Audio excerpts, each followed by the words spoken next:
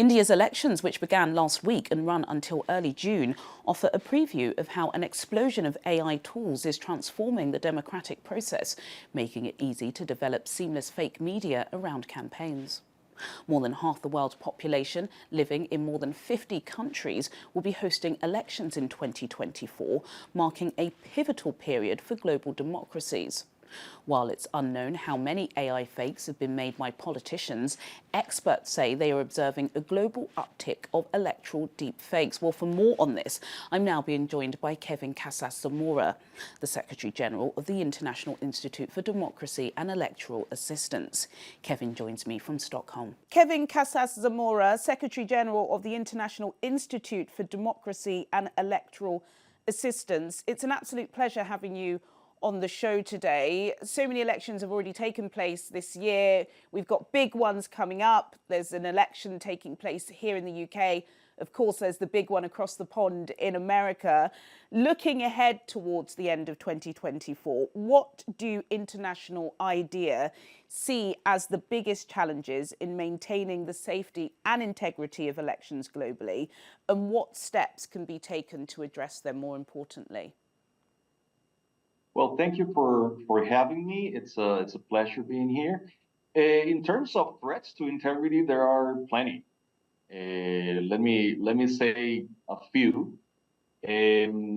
First of all, there are many threats to the autonomy of electoral authorities around the world. Many robust, credible electoral authorities are coming under political fire, coming from incumbents wanting to control the electoral process. Disinformation campaigns, often of a transnational nature, is becoming, of course, a big issue. Then you have a widespread perception, which we just documented through a survey that we released a few days ago, about the lack of credibility of electoral processes around the world. This is remarkable. I mean, we surveyed 19 countries around the world, very diverse sample, including big countries, small countries in all regions, and only 2 of the 19 showed a majority of the population that believes that the electoral process is credible and trustworthy. So this is a huge concern, of course. And then last but not least, climate-related events that are disrupting elections all over the place, often in very significant ways. So I would say those 4 starters. Thank you for giving us a broad assessment there, Kevin, particularly talking about climate change, because, of course, this predominantly affects lower income countries when it comes to them not having access to the ballot. So thank you for remembering them. I want to talk about a lot of the mistrust because, goodness me, who would have thought that you've got a former president of the world's largest economy attending court? Is this going to affect him running as president again? We doubt it. But, you know, former President Donald Trump still believes that the previous election was stolen from him. I would like your take on that because, of course, for your institution to work, you've got to collaborate with institutional bodies, with government. How is your relationship with them? Because sometimes this misinformation is being spewed by them. Of course.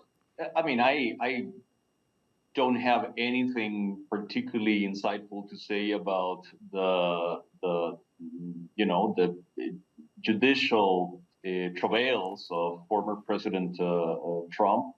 Those cases will run their course.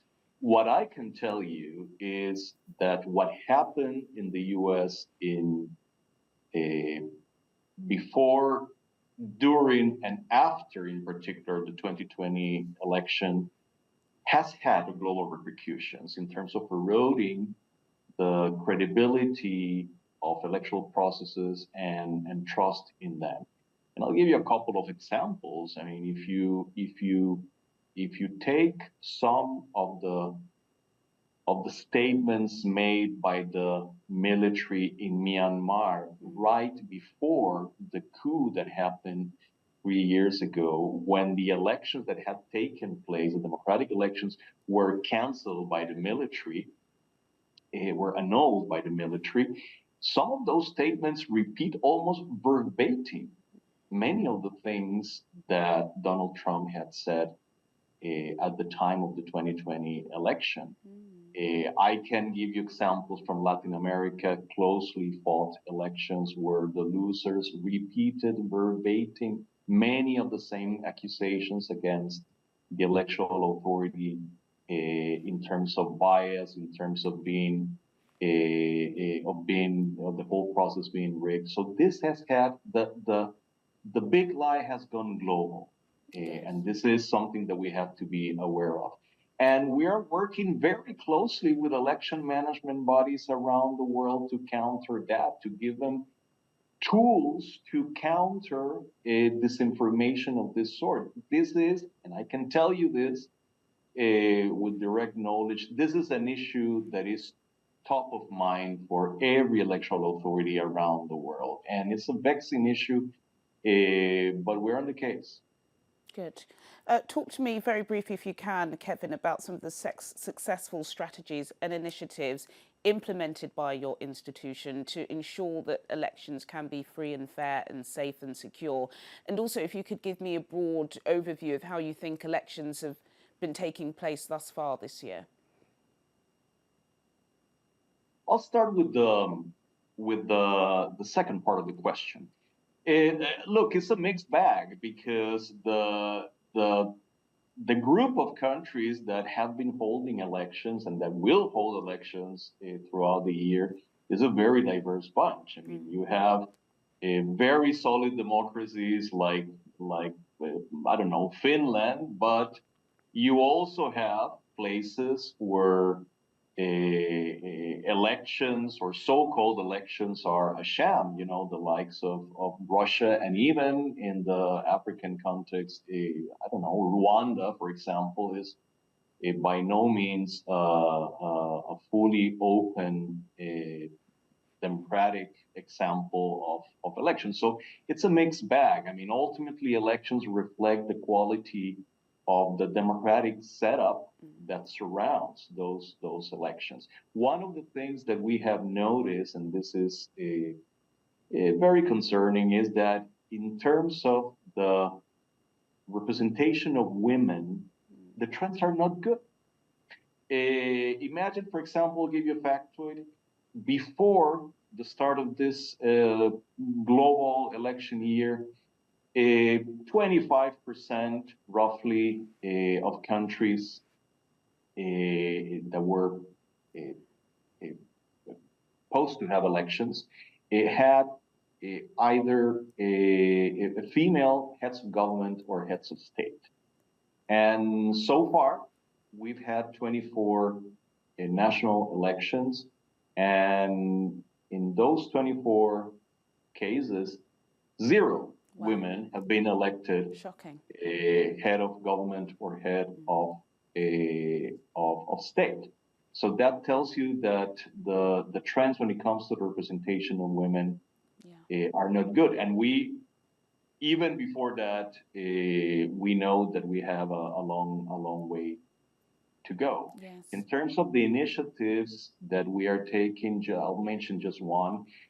For a number of years, we have been very active developing and promoting and implementing what we call an election risk management tool, which is a methodology to identify and counter different kinds of risks that surround the days and the months previous to the election, election day itself, and then the aftermath. Yeah. And this is something that, you know, we have worked with electoral authorities around the world, including in Nigeria. And I would like to think that our involvement played some role in the fact that Nigeria had largely peaceful elections in 2015 and henceforth. So this is one of the things that we are doing to help electoral authorities deal with challenging circumstances that often surround elections. Really fascinating speaking with you, Kevin. Thank you for bringing up pretty shocking statistic that in 24 ballots we haven't had one woman elected as president or prime minister, head of state yet. Hopefully, there Hopefully will that will be. change. Hopefully that will change before the end of the year, and also about climate change and extreme weather patterns preventing citizens from having their God-given rights. So yes, very insightful, but let's see how it pans out over the next few months. We'll certainly have to get you back to update us on your assessment. Kevin Casas Zamora, who is the Secretary General of the International Institute for Democracy and Electoral Assistance. Thank you so much for your time today.